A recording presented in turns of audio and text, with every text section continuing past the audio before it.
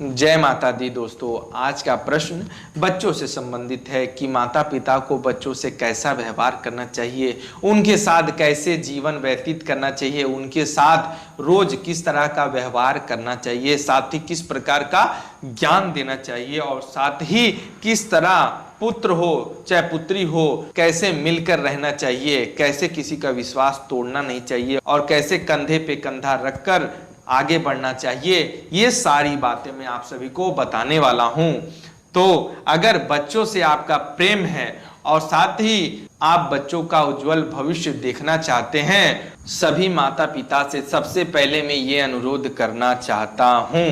कि अगर आपके बच्चे घर में रह के पढ़ते हों, चाहे हॉस्टल में रह के पढ़ते हों, चाहे दूर दराज किसी भी शहर में पढ़ते हों, तो सबको एक बात अवश्य बोल दें कि वो किसी गलत संगत में पढ़ने का प्रयास बिल्कुल ना करें। चाहे वो शराब सिगरेट इत्यादि का सेवन करना हो या किसी अगर लड़का है यानी पुत्र आपका है तो किसी पुत्री यानी लड़की के चक्कर में ना पड़े, और कोई लड़की है तो किसी लड़की के चक्कर में पढ़कर अपना जीवन बर्बाद ना करें। वो एक शिक्षा एक समय अनमोल होता है, वो समय को बिल्कुल गंवाने का प्रयास ना करें, क्योंकि जीवन जीने के लिए समय बहुत है लेकिन सफलता प्राप्त करने के लिए समय बहुत कम है। जिस प्रकार से नौकरी के लिए जॉब के लिए जिस प्रकार से मार हो रही है कि किसे नौकरी मिल जाए किसे जॉब मिल जाए, जिस तरीके की भीड़ चल रही है अपने भारतवर्ष में, आप तो भली भांति जान रहे हैं कि सीट कितनी खाली होती है और फॉर्म कितने भरे जाते हैं, वो आप भली भांति जानते हैं। तो मैं आप सभी माता पिता और साथ ही कोई बच्चे इस वीडियो को देख रहे हों, इस गलत संगत में पढ़ने का प्रयास आप बिल्कुल ना करें, क्योंकि जीवन बहुत लंबी है और बहुत छोटी भी है। अगर आप गलत संगत में पड़ गए तो हो सके आपकी कहानी बहुत जल्दी खत्म हो जाए, और आपने अगर सफलता प्राप्त कर ली, सब चीज सही रहा, तो आपका जीवन मंगल में रहेगा और आपको हर वो चीज प्राप्त होगी जो आपने कभी ना कभी चाहा होगा, चाहे लड़की हो तो चाही होगी। तो आप लोग से अनुरोध है, चाहे बच्चे देख रहे हो चाहे माता पिता देख रहे हो, अगर माता पिता ने इस वीडियो को देखा है तो कृपया करके अपने बच्चों को फोन लगाकर सबसे पहले ये कहें कि बेटा या बेटी, अगर आप ये गलती कर रहे हैं, चाहे वो कोई भी गलती हो, आप गलती से संबंधित जान रहे हैं कि कौन कौन सी गलतियां आज के समय इस समाज में हो रही है। मैं पूरी बातें इस वीडियो के माध्यम से तो नहीं बता सकता हूं, जो जो चीजें इस पर्यावरण में हो रही है, इस संसार में हो रही है, लड़के और लड़की के बीच में, आप सभी बात को भली भांति जानते हैं। तो आप उस प्रकार से अपने बच्चों से बात करके बीच बीच में हमेशा इस बात को याद दिलाने का प्रयास अवश्य करिएगा। बाकी जो बातें शास्त्रों में लिखित है मैं वो बताने जा रहा हूं, बिल्कुल ध्यान से सुनिएगा। केवल मार्केटिंग फील्ड यानी BTech MTech MCom BCom B pharma M pharma MBBS देखने से काम चलने वाला नहीं है। सफल करने वाला मात्र एक ही है, वो है परमात्मा। क्योंकि अगर देवी देवता परमात्मा अगर नहीं चाहेंगे आपका भविष्य,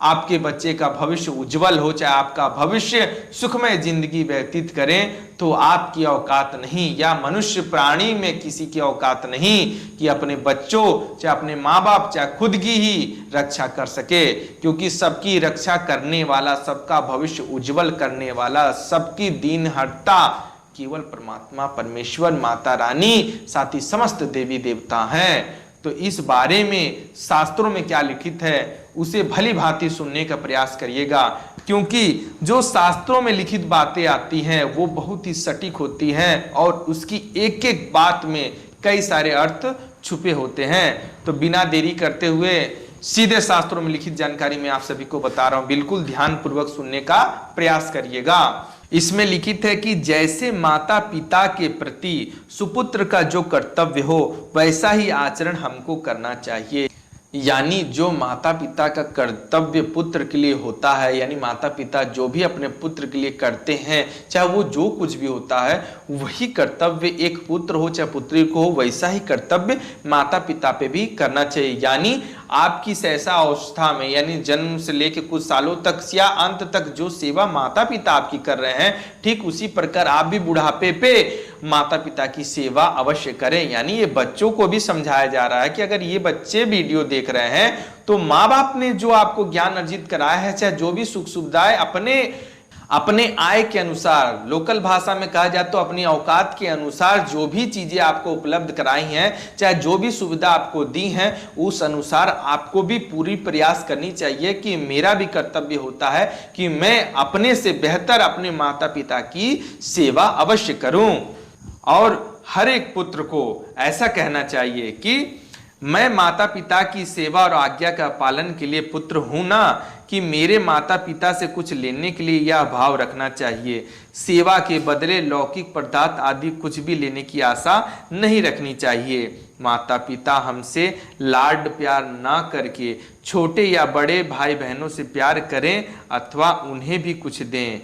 यानी ये बोला जा रहा है शास्त्रों में कि माता पिता जो है केवल बड़े पुत्र को ही नहीं बल्कि छोटे भाई बहन को भी प्रेम करें और उन्हें भी खुश रखें, उनकी भी परवरिश अच्छी तरीके से करें। ये नहीं है कि किसी के 3 बच्चे हैं कि नहीं मेरा बड़ा बेटा है, वही मेरा बेटा है, वही मेरा सब कुछ, इसी को पढ़ा लिखा के आगे बढ़ाऊंगा, बाकी बच्चे भाड़ में जाए, इससे कोई मतलब नहीं है, ये चाहे जो भी बने ये अपनी इच्छा अनुसार, हमसे इससे कोई मतलब नहीं है। ऐसा भाव माता पिता के अंदर बिल्कुल भी नहीं होना चाहिए। अगर बच्चे 3 हो, 4 हो, 5 हो, वो आप अपनी इच्छा अनुसार किए हैं, कोई डाउनलोड करके आपको नहीं दे दिया है, ये बात ध्यान रखिएगा। क्योंकि धरती में आए हुए हर जीव जंतु मनुष्य को उस जीने का अधिकार पूरी तरीके से है, इसमें आप विघ्न बनने की कोशिश कदापि ना करें। आगे बढ़ते हैं।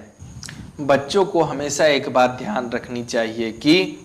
माता पिता हमें कुछ भी ना दे तो यह सोच कर प्रसन्न होना चाहिए कि हमारी सेवा सुरक्षित रह गई। यदि माता पिता के कुछ भी देने पर ले लें तो सेवा का मूल्य घट जाता है। जी हाँ, अगर माता पिता अगर ज़रूरत से ज़्यादा चीज़ें आपको बार बार दे रहे हैं और आप कमा नहीं रहे हैं या आप कुछ कार्य कर नहीं रहे हैं तो आपका मूल्य घटने लगता है, तो उसे घटने कभी ना दें, ये बात हमेशा ध्यान रखें। क्योंकि एकांत में माता पिता भी कह सकते हैं कि पुत्र ने या पुत्री ने मुझसे ये चीज़ें ली हैं। क्योंकि होता है कभी कभी हमारे समाज में देखते हैं कि एक बेटा चाहे एक बेटी जब अपने पिता से चाहे अपनी माता से कुछ धन चाहे कोई भी विषय वस्तु मांगता है तो ना चाहते हुए भी हर एक माँ हर एक पिता चाहता है कि किसी भी माध्यम से अपने पुत्री हो या चाहे पुत्र हो उसे ये प्रदान किया जाए, और वो किनारे जाके अपने रिश्तेदारों से चाहे वो अपनी औरत से ये बात बताने लगते हैं कि अरे नहीं चाहते हुए लड़का जिद कर रहा था हमको देना पड़ गया, अच्छा लड़की जिद करी थी हमको ये सामान देना पड़ गया।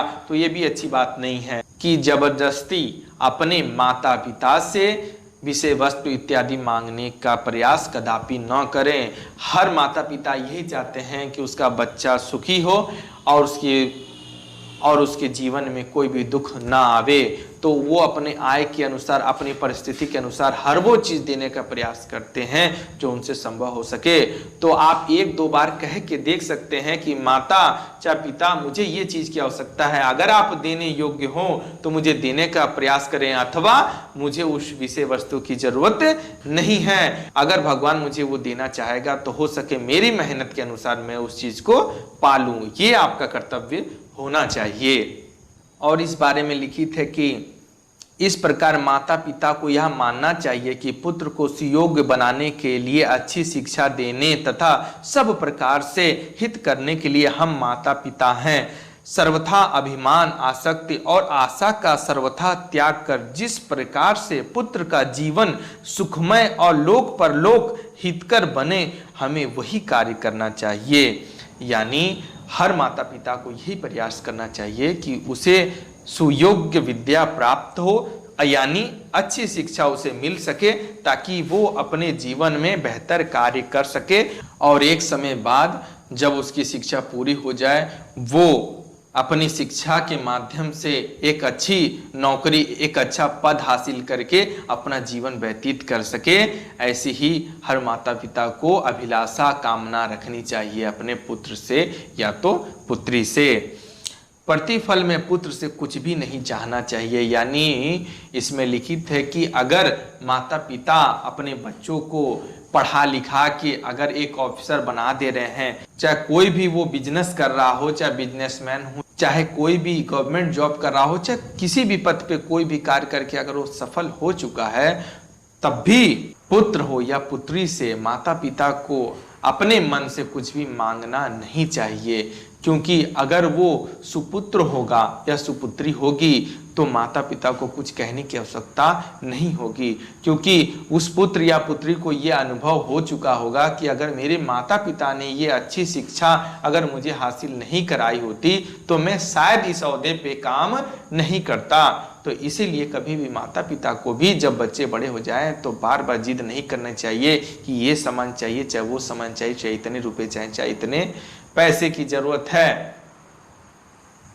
क्योंकि अगर आपकी परवरिश सही रही तो एक बच्चा भी ठीक उसी प्रकार आपका कर्तव्य निभाएगा जिस प्रकार आपने उसके बाल अवस्था में कर्तव्य निभा के आज उसे उस काबिल बना दिया है। आगे बढ़ते हैं। बिना चाहे, यानी अगर मेरी मर्जी नहीं है कि मुझे 5 स्टार होटल में खाना है, चाहे फ्लाइट में घूमना है, उसके बावजूद अगर आपका पुत्र आपको घुमाने लेके जा रहा है, चाहे कुछ खिलाने लेके जा रहा है, तो उसका भाव आप अपने मन में नहीं रखिएगा। भले ही आप विपरीत चल के मन ही मन प्रसन्न होइएगा, मन किनारे जाके आप भले ही खुश होइएगा, दूसरों से ये बात बताइएगा कि मेरे पुत्र ने आज मुझे यहाँ घुमाया है, चाहे मुझे ये खिलाया, चाहे मुझे कोई विशेष वस्तु खरीद के दी है, लेकिन सामने ये सारी चीजें नहीं करनी है आपको,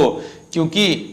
इससे जो है आपको दोहरा लाभ मिलता है। और साथ ही हर माता पिता को एक बात अवश्य नहीं भूलनी चाहिए कि अगर हमारा जन्म हिंदू धर्म में हुआ है तो ये मान के चलिए कि हमें अपनी बच्चों की परवरिश के साथ साथ उसका भविष्य में पढ़ाई लिखाई अच्छी शिक्षा के साथ साथ हमें हमारे सनातन धर्म की भी जानकारी देना आपका परम कर्तव्य होना चाहिए। क्योंकि आजकल का मनुष्य पूरी तरीके से इंग्लिश मीडियम में इस तरह से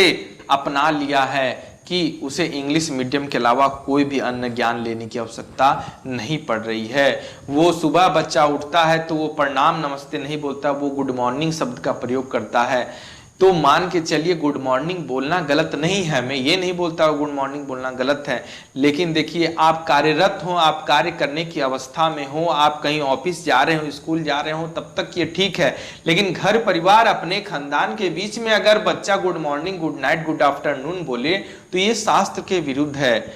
पैर छूना तो दूर दूर से ही गुड मॉर्निंग बोल के बच्चे अपना काम चला ले रहे हैं, तो ऐसी शिक्षा का भी कोई मतलब नहीं है। यानी क्या सनातन धर्म गलत है? जो सारी बातें इन पुराणों शास्त्रों में लिखित ये सारी बातें गलत हैं। कभी भी आप कितने भी सुयोग्य हो जाए, कितने भी बड़े आदमी बन जाए, लेकिन सनातन धर्म से जुड़ी जानकारी देना बच्चों को कदापि ना भूले। पूजा पाठ, मंत्र जप, साधना, भगवत प्राप्ति के विषय में जानकारी बच्चों को भी देनी अति आवश्यक है। केवल इंग्लिश मीडियम पढ़ लेने से, बड़ी बड़ी किताबें महंगी महंगी स्कूलों में पढ़ लेने से सभी विद्या हासिल नहीं हो जाती। जब तक परम पिता परमेश्वर साथ ही जगत में व्याप्त सभी देवी देवताओं को अगर जब तक आपने नहीं जाना, तब तक संसार के सब सुख साधन का कोई भी मतलब नहीं बनता। क्योंकि मनुष्य का जन्म केवल भगवत प्राप्ति के लिए होता है, लेकिन मनुष्य पैदा हो जाने के बाद ये सारी चीजें भूलता जा रहा है और साथ ही वो ज्यादा धन संपदा वैभव के लिए वो विचलित हो उठता है और उसे पाने की लालसा में दिन रात लगा रहता है।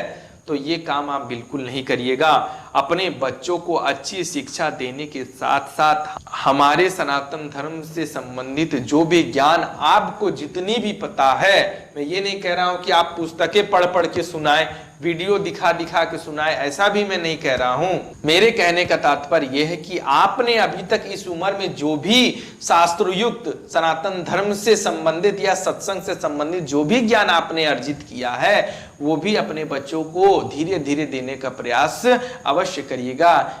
बच्चों को कभी भी सनातन धर्म से विपरीत कभी भी भेजने का प्रयास बिल्कुल ना करें। आप इंग्लिश मीडियम पढ़ाएं, अच्छी से अच्छी शिक्षा दें, बड़े से बड़े लेवल में कोर्स कराएं, ये मैं मना नहीं करता। लेकिन साथ ही हमारे सनातन धर्म में जो भी पूजा पाठ, मंत्र जप, साधना का विधान है, उसमें भी कुछ समय देने के लिए अवश्य कहें और साथ ही आप भी उनका सहयोग करें, ताकि उनके जीवन में अगर कोई मुश्किल भी आती है तो हमारे महादेव चाहे जगत जननी माता उसे जल्द ही दूर कर दें। और कोई लक्ष्य नहीं है और कोई उद्देश्य नहीं है,